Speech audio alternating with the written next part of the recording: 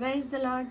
ఈరోజు దేవుని వాగ్దానము ఎఫెసీయులకు రాసిన పత్రిక 2వ అధ్యాయము 5వ వచనము. కృపచేత మీరు రక్షింపబడి ఉన్నారు, మన అపరాధముల నిమిత్తము ఆయన అప్పగింపబడిన వాడే ఉన్నాడు.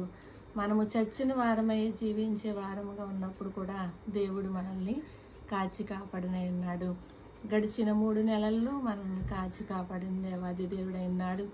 ఈ యొక్క ఏప్రిల్ మాసము 4వ మాసము కూడా మీ కుటుంబాల్లో దేవుడు అనేకమైన మేలులతో తృప్తిపరచాలని, మీరు దేవుణ్ణి వెంబడించే వారుగా ఉన్నట్లయితే కనుక ఆయన మనల్ని రక్షించినై ఉన్నాడు.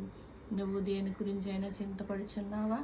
ఉదయకాల సమయంలో దేని గురించి అయితే చింతపడుచున్నట్లయితే నీ చింత యావత్తును కూడా ఆయన సన్నిధిలో వేసినట్లయితే ఆయన అనేకమైన ఈవులతో తృప్తిపరిచినైన దేవాది దేవునికి ఆయన కృపా తోడు కాపుదల మీ అందరికీ కలుగును గాక. మీ అందరికీ వందనాలు.